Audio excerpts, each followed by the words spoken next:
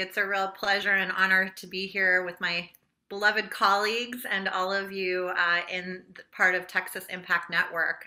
This is a treat. So, B gave a great introduction. I'm really excited to be able to share some specifics about some of the projects that we're working on in North Carolina and across the Southeast, especially in the coastal and Gulf states. And a little bit more about myself and how we're structured. In North Carolina, the North Carolina Interfaith Power and Light program is actually a primary campaign of the North Carolina Council of Churches. So we have that opportunity to work with 18 denominations across the state that equates to approximately 6,200 congregations and roughly 1.5 million congregants. And so that's a heavy lift. We certainly have to do our work on the ground to make sure that they are aware that they are members of the North Carolina Council of Churches, but it also has really allowed us to think strategically about religious demography across North Carolina and how congregations can partner with congregations of their own denominations and cross-pollinate across the denominational network. So I just want to touch briefly on a primary project that we're working on with other states, as I mentioned, and excited to expand into the national spectrum and especially be thinking about the Gulf states moving forward.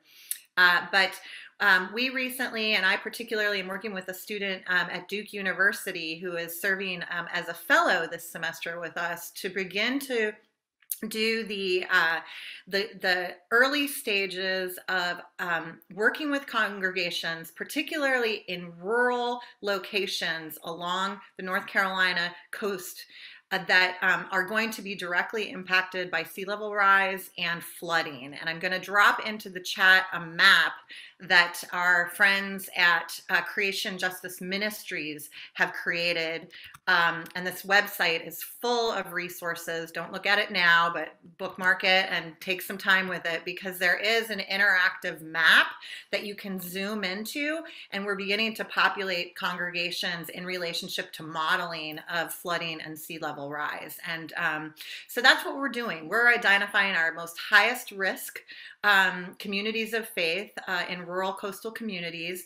And our first questions we're asking them is, what does resilience mean to your community? We really want to understand, A, if that's even the right terminology, what that means, and then begin to build out resiliency plans, if indeed that word resonates, and work with emergency managers and just like take charge of what we know is already happening in our communities, and what we fear is inevitable at this point as to where we're at with the climate crisis. And our goal with this, and then I'll hand it on to Michael to share, is to really have congregations become community resilience hubs.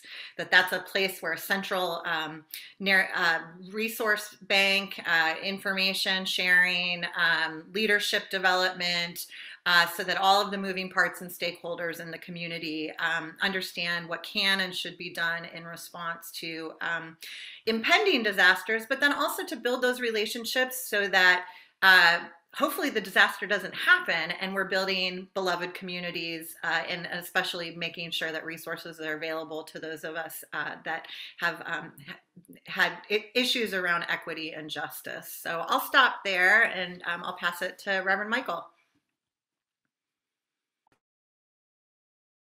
I'm on mute. Sorry about that. Okay, so listen, two things I'm not going to do. I'm not going to act like I'm not on the call with some of my favorite people who know me well. And then I'm not going to act like I ain't been here before and Texas Impact hadn't seen me. So I'm not going to act like that. I'm going to introduce myself this way. I realize that you all have had a hard time, as one who sits just a couple of states over, who also felt some impact. I know for sure that you all have had a hard time. But let me also say, in introducing myself, I know that even in you having a hard time, there are some others who have had an even harder time. And some that are even struggling right now to recover. I came to represent those people, to ensure that those people aren't overlooked and underserved, to ensure that when we leave this call today, that you know that they are present and you are present with them. Even if it's not physical, it'll be in your mind, because I won't let you forget it. I'm here to talk about environmental racism. I'm here to talk about climate justice and environmental justice. And in doing so, we look out for those who are the least and left out. As I've always said, environmental justice is loving your neighbor. And so today, I represent those who are our neighbors. I represent those who we aren't necessarily telling the stories of, those who are still struggling with having power, but even more so, those who had no power even before the power went off for everybody else. Those who are the ones that I want to deal with and I want to talk about today. So I'm Reverend Michael Malcom. I'm the founder and executive director of the People's Justice Council. For those who don't know who I am, I'm also the executive director of Alabama Interfaith Power and Light. But even more than that, I'm a servant of God and a servant of the people. Thank you.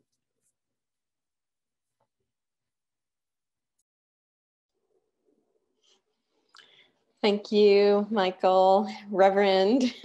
Thanks, B, for the invitation to be here. I'm always so thrilled to spend time with our affiliates and their network of supporters in their state, and could not have been more excited to say yes to B's invitation, and also to be here with Susannah and Michael, two people whose perspective I really value and admire. And I want to echo what Michael was just saying about thinking of the devastation and the harm, the real harm that was done to people in Texas, you know, during this horribly frigid winter storm. And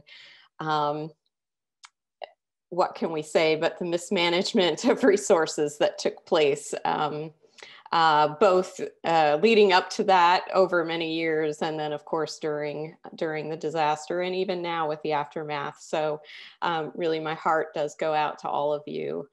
Interfaith Power and Light, as B said, we are a national organization that Texas Impact is one of our 40 state affiliates. And our mission is to inspire and mobilize people of faith and conscience to take bold and just action on climate change.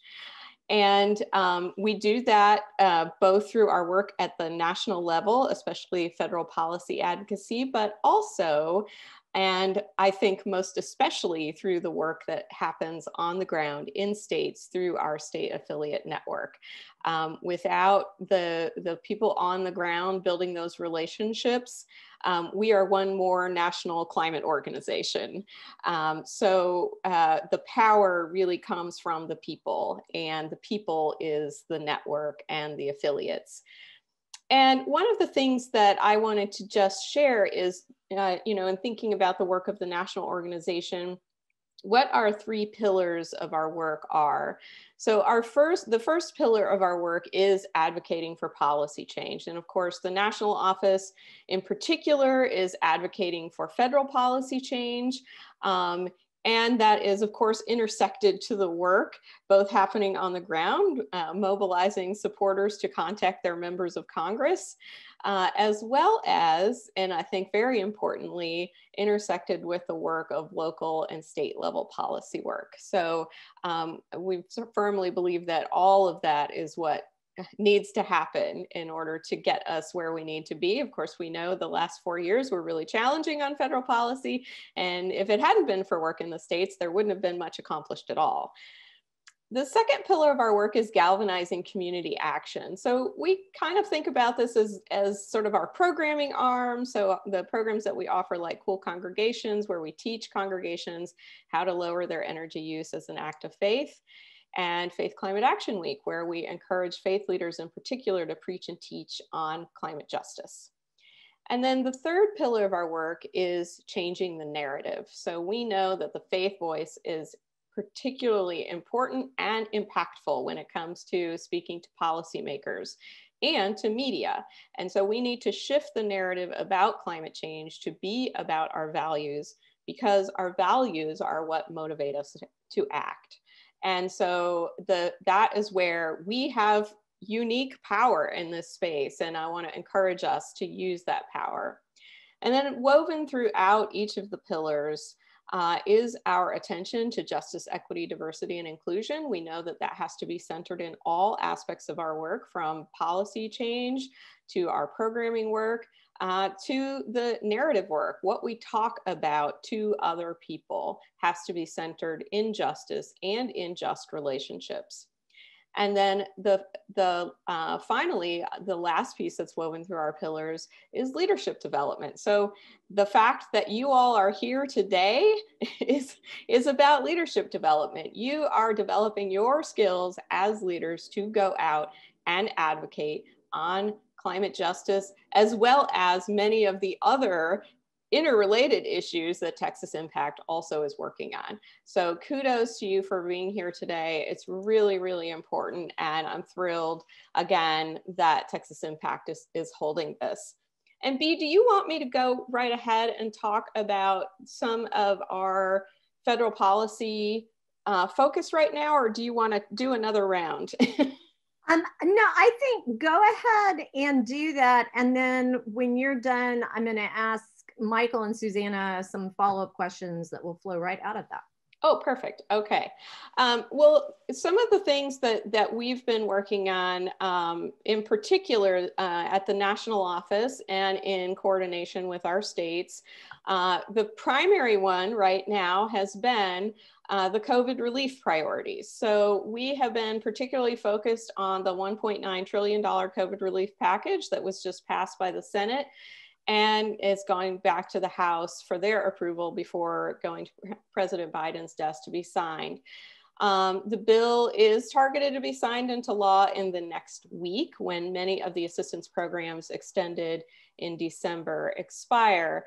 And in particular, I'm going to just really quickly touch on some of the priorities that intersect with that package that we think are really important. The first is environmental justice. We know that the data is showing that COVID-19 is deadliest in the communities with the most pollution. And the fact that Black, Indigenous, and people of color-led communities have been forced to bear an unfair burden of pollution for decades contributes to the virus's devastating impact on BIPOC communities. And so one of the things that we advocated for in that package is to protect the $100 million for environmental justice monitoring and grants, much of that through EPA, the EPA Small Grants Program. Utility assistance and weatherization. Again, as you all know, heat, clean water, reliable electricity are at the top of the list when we think about what our neighbors need in order to be safe at home right now. And we can achieve that by continuing to place a moratorium on utility shutoffs, increasing funding for the Low-Income Home Energy Assistance Program to help low-income households pay their utility bills, investing in more weatherization assistance program to lower energy bills for those households in the longer term. We also support funding for public transit. We know that our essential workers are depending on safe, reliable transportation. And if our transit systems don't make it through the crisis, it will be a disaster for our communities and for our climate. And climate and infrastructure. So this is where we're turning our attention to what is coming after the relief bill, which is the recovery package. And we're hearing numbers around $4 trillion package with about $2 trillion in what we would consider to be climate related, okay? And so looking at this green infrastructure package that would be a part of that overall recovery package, you've heard people talking about Build Back Better, the Build Back Better plan. This is what we're talking about. So this would mean modernizing the grid, updating water infrastructure, expanding clean, renewable energy sources. We're also advocating for the Reclaim Act. And the Reclaim Act would distribute $1 billion from the existing federal abandoned mine land fund to states and tribes across the country so that they can clean up abandoned coal mines in the lands and waters polluted by them. And we also know that this could be a real job creator in many of those communities where we have seen abandoned coal mines, because those same folks who have been laid off or have lost jobs completely could be reemployed in this cleanup process. We're also advocating for something called 30 million solar homes. The proposal envisions a broad investment in solar installation and solar jobs with a strong focus on funding and increasing access in BIPOC and low-income communities. And if you want to learn more about the 30 million solar homes, you can go to, it's 30millionsolarhomes.org to learn more. And it's 30 with 30, 30millionsolarhomes.org. And then electrifying transportation. This is another, of course, of our long-term strategies that IPL has been advocating for. But this includes incentivizing electric light-duty passenger vehicles, medium and heavy-duty vehicles such as school buses, commercial truck fleets, and port freight trucks by enacting policies that lower barriers to clean vehicle adoption. And so we want to see this investment in battery technology and manufacturing, which again, is another job creator. So those are a few of the things that are on our radar right now. I'm going to drop a link into the chat that goes to our blog. You can follow Jonathan Laycock-Nisley, our federal policy associate. He posts a monthly Washington report with updates on federal policy, which is really helpful. And I'm going to drop another link in to our policy positions page for you so you can see that. Thank you, Susan. So this year, 2021, seems to be very fraught for climate. It seems to be a very weighty year for climate. One of the reasons for that is because of the United States re-entry into the Paris Climate Agreement. We barely were out of it before we were back in, but it's nevertheless a big celebration that we're back in it. I wonder if, and I hate to, Susan, I hate to lean on you, but if you can just explain very briefly what it means for the United States to be back in the Paris Agreement. And then what I'm hoping is the Paris Agreement it's a big place, right? I mean, it's a big concept. Susannah and Michael have both been working on kind of specific aspects of our participation in the global climate conversation. Michael, when Susan's done talking about the Paris Agreement, what I'm hoping that you can do is to shift our focus a little bit from thinking about what the policy actors are doing and help us get a handle on the idea of things like US CAN International, and the kind of the rise of civil society as a voice in global policymaking. And then Susannah, if you can talk about the US Fair Share, which you've been working on, and how that particular piece is so relevant for American faith communities. So Susan, start with you and then we'll go around. Yeah, sure. Well, I mean, President Biden signaled his strong support for climate action, both during the campaign and certainly since his election and inauguration. And I've been particularly pleased to see his appointment of climate champions within his administration. So we can look at the appointment of Gina McCarthy, who is really leading the alignment of agencies sort of across the administration domestically. And of course, as the former head of the EPA, she has really strong experience and a wealth of knowledge and connections throughout the administration, which makes her a very well-respected voice. And of course, then we have John Kerry, who is leading on the diplomatic side, right? Sort of reinstilling trust in the global community that the US is again ready to lead on climate. And I think, you know, we all know that leading up to the inauguration, he had already said he was going to rejoin the Paris Climate Accord, and there was a lot of pressure on him to make sure that he would, in fact, follow through on that. And he did, you know, rejoin or signal that we were rejoining on day one, which is exactly what we all wanted. And I think at the same time, there's really, as long as I can remember, never been higher public support for climate protection than there is right now. And we saw that throughout the campaign. We saw that, you know, we're continuing to see that in particular with grassroots mobilization on the issue. And I think just incredibly with the voices of young people, with the voices of Indigenous leaders who are finally being heard, with the voices of Black and Brown leaders that are finally being heard. And we're seeing that with appointments that are being made within the administration, from looking at the nominees for the head of the EPA to Interior to Energy and so on. So I feel like the stars are kind of aligning right now, and that the fact that we have an administration who has signaled that they are going to take action and have rejoined Paris, and that we have the voices of you know, the crowd, as it were, really a chorus sort of supporting that, means that we have an opportunity that should not be squandered right now. And I think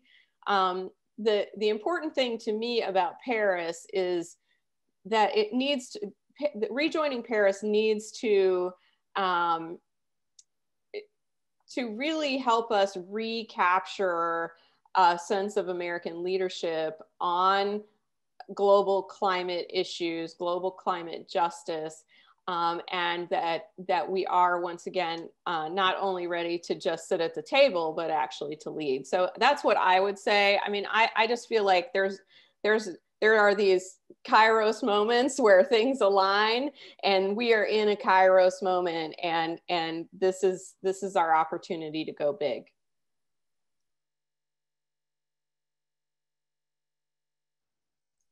Speaking of go big, B, would you like for me to tell them about that time we got kicked out of COP, or which part you want?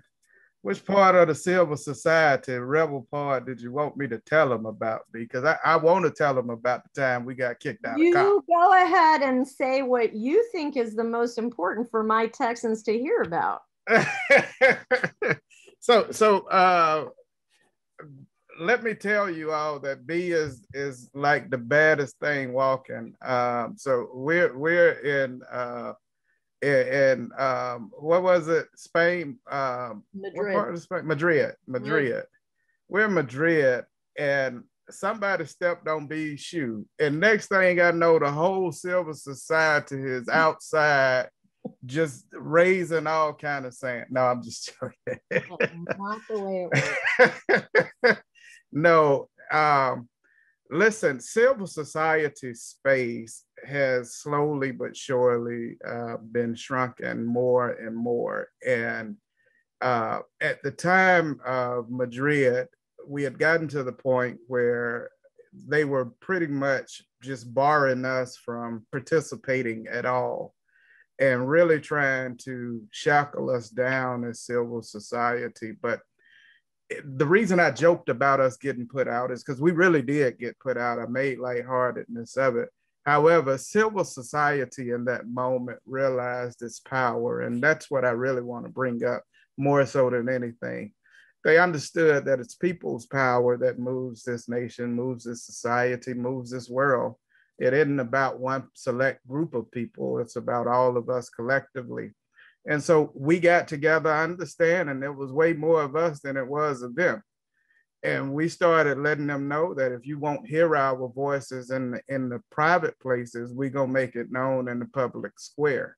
And so we began to rise up and let our voices be known. And what was amazing about it is it was a rainbow coalition almost to its truest sense, because we saw indigenous brothers and sisters out there. We saw Black brothers and sisters, our African brothers and sisters. We saw people from around the world that stood up and said, we will make our voices known. And that's what we do as civil society. Civil society is not about the officials. It's about those who live out in society. It's about our neighbors. It's about that person that is suffering, such as that sister named Vanessa, who testified about seeing young girls being sold into marriage just so that family can eat for a whole month. It's about being able to see that the droughts that affect us here in this land are the same droughts that affect people over in other lands. It's about understanding that the wildfires that we experienced over in California, they experienced in Australia as well. And so being able to connect those that are suffering, connect those that are hurting, and even more so connect those who want to do something about it. And so civil society came together in that moment to show its strength. And though it seemed like we were in a weak place because they were trying to silence us, when we collectively came together and raised our voice, we showed them that we were a whole lot stronger than they estimated. And that was the time that I will never forget that B got me kicked out of COP. I still say that is not quite how that happened, but I think your point is very well taken, that the participants in civil society, so people who aren't office holders, people who aren't the leaders of the corporations that are responsible for so many of the policies that we have, those people have in recent years, on the one hand, in that global climate policy space, been silenced more and more. But at the same time, and I mean, I think you probably will agree that technology has largely enabled this, right? I mean, you're all in 3 different places right now, and yet we're all together. Well, that same technology is allowing us to be with brothers and sisters in other countries, even from, in some cases, very remote places in other countries. And it gives, I think, from the perspective of Michael and Susan, anybody who's been in that global policy space, it feels different once you have met people who are impacted from other countries. One of the ways it feels different is your responsibility kind of as a member of the team, the global human family team, starts to feel a little bit different. And Susannah, I mean, one of the things that's really interesting is you worked last year with people who are very technical people. I mean, people who are math and sciencey types, which I myself am not, but you were able to inject an incredible sort of theological pivot into some very technical work. Can you talk about that? Sure, thank you. And Yes, you all are my heroes getting kicked out of COP, and I can't wait to go and to the next one and do that with you. Although we're gonna stay in. Let me give a little bit of a context, because I think that when we tell our personal stories, it kind of helps connect the dots of where we're at. So I've been working on sustainability and resilience and community building, for decades, with the primary focus of climate justice, as a faith leader, and as someone who prioritizes ecological ethics. And in doing this work, I've been the director of North Carolina Interfaith Power and Light for over a decade now. I don't know where the time has gone. We can all bond on that. And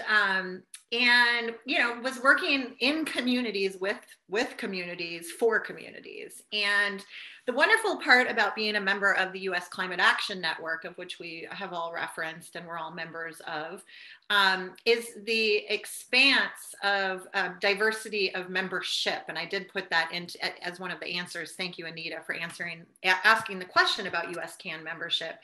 There are now over 195 organizations that make up that network. And here in the Southeast and across the whole South, the Gulf South as well, we, in the same nature of solidarity with international solidarity with the global South, we know that there is a uniqueness to our Southern culture and our Southern heritage where we need to align and become member aligned there. So I did just want to reference the Southeast Climate and Energy Network, of which we are a part of, and I know in Texas, I'm excited, has been formally adopted into this network. So I'm going to drop that into the chat there. You can, there's a video, there's some great faith leaders that talk about that group. And then Michael and I also are founding co-conspirators of the Southeast Faith Leaders Network, and just wanted to give those networks, because the networks inside the networks inside the networks are what have brought us to this conversation of international solidarity. And so I say all of that because it was a couple of years ago that I was at the U.S. Climate Action Network annual meeting, and one of the plenary speakers was giving a presentation, very complicated. He talked about champagne flutes and pie charts. And I resonated with champagne and pie, and I was like, I want to know more. And effectively, the discussion was about equitable global climate finance.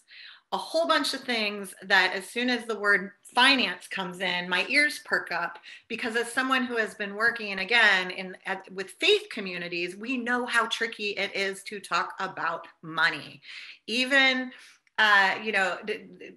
all of everything in the church and in our faith communities, we know comes back to our ministry, which needs resources and needs to be resourced.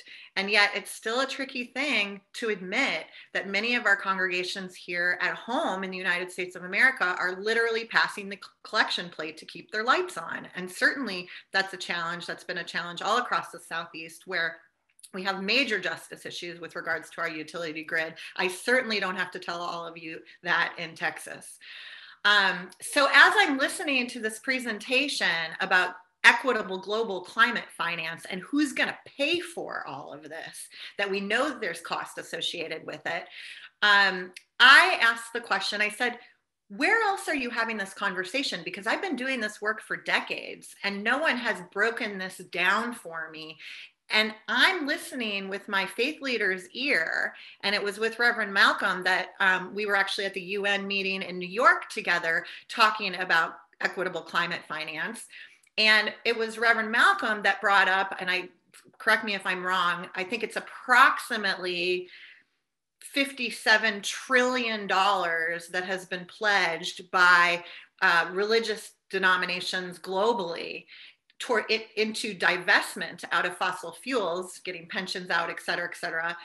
But I have not heard hardly anything talked about the reinvestment of that money. And I really do believe, I've said this before, and this is, I don't want to take us too far down this track, but I'd love to have a theological, dialogue with folks around the issues that it is the failure of people of faith to address the climate crisis as a global justice issue.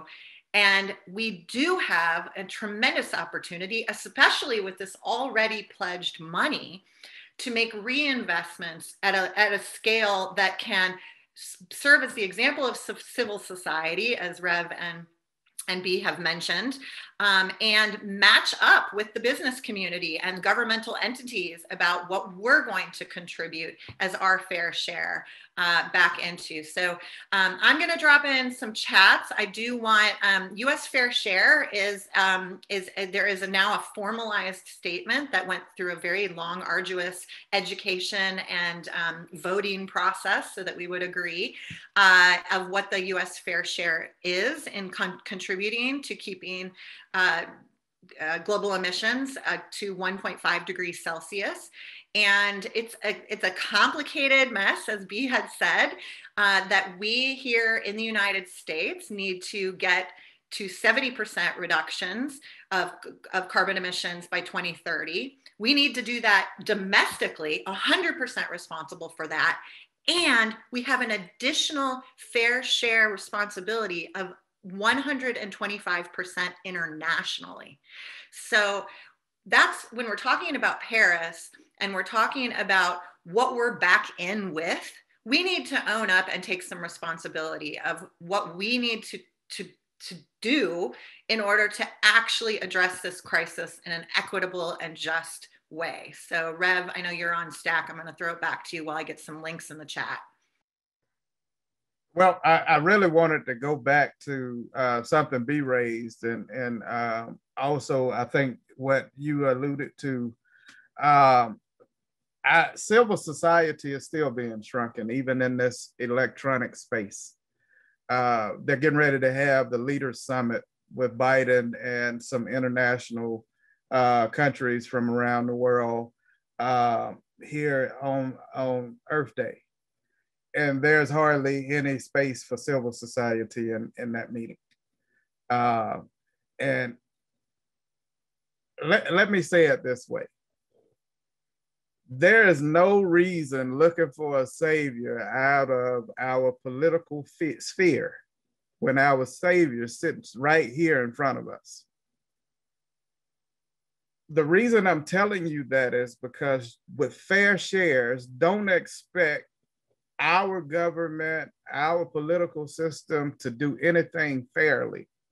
Let me say that again, and look at my face while I'm saying that as a Black man. Don't expect our government to do anything fairly. The only thing that we can do is push them to make them do. That's what civil society does. That's what we have to do as faith leaders and as communities of faith when it comes down to the fair shares. It is absolutely fair of us to pay for the damage that we've done. But we're going to have to push our government to do so. We can't say we don't have any money. That right there, COVID has stripped them of that excuse. It's kind of like you go to your mama and you say, Mama, I want a new pair of shoes, and Mama tell you she ain't got no money, but she pulling out bags of clothes out of her closet that she can and only she can wear. Same thing when it comes down to this. They can't tell you they don't have any money because we saw when COVID happened, they started pulling out clothes and clothes on top of clothes out the closet that only they could wear. So we've got to now push them to take care of everybody, to ensure that we are being fair with everybody and we are paying our fair share. We've got it. We've just got to ante it up. But we as faith leaders in fair shares, and the reason I keep saying fair shares is because I want to really hone in on this word fair. Fair. And for us, we ought to be ambassadors of fairness. So we ought to be the loudest ones in the room telling our leadership, or better yet, our servanthood, because that's all our government's supposed to be, as servants of the people. Telling our servants that they need to do the right thing. It's incumbent upon them to do the right thing, and it's morally right to do the right thing. Sorry I took up so much time, but that got me excited. No, that's really exciting, Rev, and thank you for that. And I just dropped into the chat box a sign-on that we're continuing to garner support for.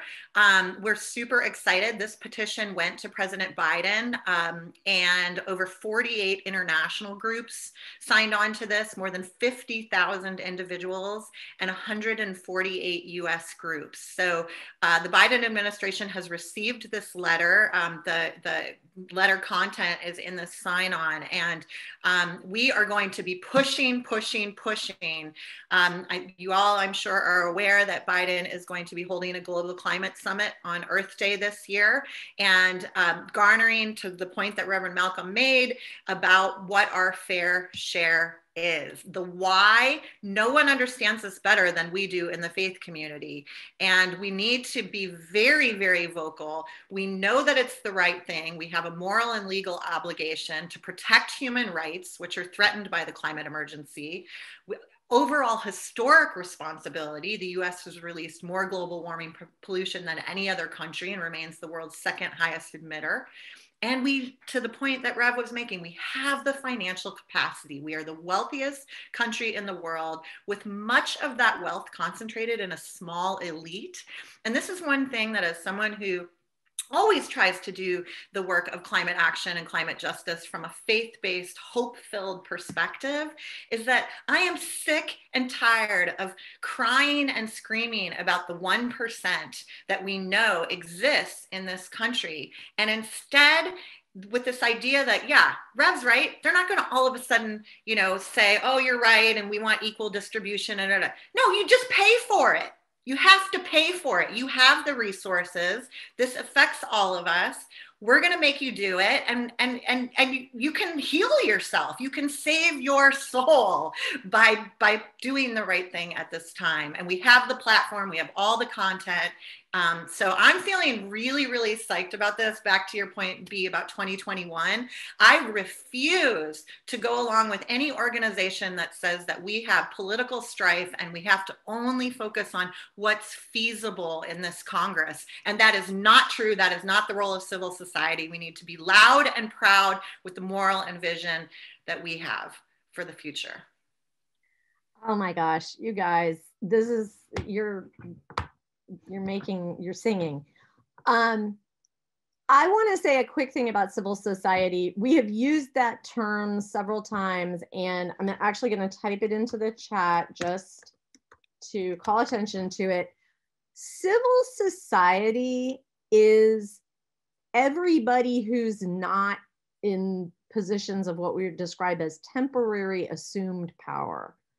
So in thinking about the legislative process, we don't typically call it civil society. We call it the grassroots, we call it the advocates, but it's the same thing. And I think it's important for people, as you work at a local level on whatever your local environmental or economic or racial justice issues are, and as you work at the state level through Texas Impact or other organizations, and as you participate in national conversations, that you realize that that same structure goes all the way to the global level, that at the global level, there's a community of people who are just the same as the coalitions that you're working with locally. It's just that we're not all in the same time zone anymore by the time we're at the global level. So I think that's a really important point. I want to pivot us to, in the last couple of minutes here that we have, I want to talk about Texas specifically. I know you all know and love Texas. I have questions about what you would, as people who are outside the state, counsel Texas faith communities to center this year. I want to hear how you would talk about the way we center racial and economic justice, the way that we are focusing our ideas on the big concepts of climate, and what's the process that you wish people would participate in. So I'm going to start with Michael and then Susannah and Susan. Hey, let me start it off this way. The other day, I was speaking with a reporter, and they were asking me about Texas. And they asked me the question, they said, what stories have you heard that have impacted you about Texas? And at the time, I said to them, it's not about the stories that I've heard that's got me concerned. It's about what I'm not hearing that has me concerned. Because what I've heard is, I heard that somebody had a $13,000 bill behind that storm because of the way that the market is set up. Then I heard somebody else had something like a $5,000 bill, and there was somebody with an $8,600 bill. And I'm sitting there and I'm listening at this, but I'm looking at the television and I realized that none of them looked like me. And what I wasn't hearing were those stories. What's being said of the people that look like me? What's being said of my Black, my brown, my indigenous, my poor white family members who are suffering? What's being said? How are they suffering? And why aren't their stories being heard? If somebody who has $18,000 or $13,000 that can be debited from their account, what happens to that person who set up on that same system who has that $13,000 bill, who didn't have $13,000 that could be debited from their account? And are the utilities in the midst of this storm, in the midst of this cold, in the midst of this pandemic, cutting off their utilities because they can't make that sudden $13,000 bill? What about those stories? Where are those stories? So what can we do as communities of faith? Get those stories, get them out there. Let people hear those stories, because there's something that has to be fundamentally done, not just to the grid, but also to the way that we look at our people, so that we aren't commodifying one another. And so we actually see one another and see the suffering of one another. The reality is they should be able to wipe everybody's debt clear from that storm. That's the reality. Should wipe it for that time period. There are no bills. But I hadn't heard that yet.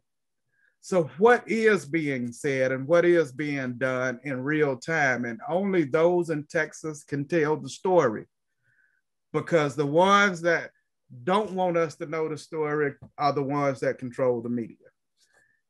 I hope I answered your question as best I could. Thank you. Oh, yes. Yeah, thank you for that, Rev. As you were speaking, it made me want to reference something that all of us are collectively living into, and I think as faith leaders and as organizations, taking very, very seriously our justice, equity, diversity, and inclusion work. And so I've dropped into the chat there US CAN's information. There is a statement, a checklist, and a glossary. And I'm also going to drop in IPL has a statement that is specific that both Rev and Reverend Hendershot were part of drafting for us as well. And what Michael said, I mean, the justice, equity, diversity, and inclusion, the JEDI principles that we have committed to live by. And I think particularly for faith communities, this is where the rubber hits the road. This is where we walk the walk. And there's been so much discussion about, many people understanding that DEI has been around for a while, and what's this new thing, JEDI, and how is it different? The reality is we must put justice first. And by doing that, we will begin to lead by the community, with the community, for the community, and hearing the voices. Until we hear the voices the folk that Reverend Michael was speaking to, till he sees himself in the conversation, we're not doing our work, and faith communities have to demand that. We really do have the power, or we have to create that. That's the other thing about our long traditions of having that network within network within network. We have the church, the steeple, open the door. Here are the people. These people have all their connections, and the opportunity to work at a denominational level is unprecedented. So by living into these principles, and then that checklist, I think, is so important, because we have to check ourselves every minute, whether we're on the receiving end or on the needy end. We've got to live into that. So I appreciate the opportunity to share those resources, and I'll pass it to Reverend Hendershot. Thank you. This has been so wonderful, and I want to echo this piece around telling stories. Our stories are really powerful, and in particular, I think about making connections with policymakers around our stories as a part of our advocacy. It's really hard to argue with someone's story. It might be easy to argue with your chart or graph, but not so much with why you care about this. And so for me, I think step one is always talk about it. Talk about why you care. As B mentioned in my introduction, I'm not a lifelong environmentalist. I was a pastor serving congregations. I was working on issues of hunger and poverty, and the shift for me came when I understood the link between hunger and poverty and climate change, and I think having those conversations in ways where we can find out what is important to someone else, and then talk with them about how that is connected to the issue of climate change, or even how they're already working on the issue of climate change by virtue of working on that issue. It could be disaster relief, it could be immigration, it could be racial equity. There's so many connections to climate justice within all of those issues, and many, many more. And so I think talking about it, having a conversation that's meaningful, making yourself a little bit vulnerable, which is kind of scary sometimes, but I think really, really impactful as advocates. And then within our congregations, teaching and preaching on climate justice, and learning the process and how to become a more effective advocate, just like, attending something like you're here with now is one piece of that. So, I was going to share with you, and I did drop a link in for our Faithful Advocacy agenda, but one thing I just wanted to share really quickly is that IPL does have a set of faith principles for environmental policy, and faith being the acronym. And so just really quickly sharing with you, frontline, vulnerable, and BIPOC communities must be supported first. We've already been talking about that today. Accelerate the transition to a clean energy economy and commit to net zero climate pollution and electricity by 2035 and economy-wide by 2050. Invest in climate resiliency and sustainable infrastructure. Boy, have we learned about that this winter. Transition our workforce to clean energy jobs with support and job training for workers, and honor creation by promoting protection and conservation of public lands and ocean. And I'll drop that into the chat for you, but it is at the link on our Faithful Advocacy agenda page as well. And I hope those will be that's a useful acronym for you as you go about your advocacy work in Texas. And we would love to have you join also our national sign up page. I dropped that link in to the chat also. And that's where you can get regular updates on climate advocacy, on federal policy, if you're interested. But I am so excited to have been with you for this today. And I want to thank you again, B, and the great team at Texas Tech, and Susannah and Rev for sharing. Oh my gosh, I always learn so much from all of you.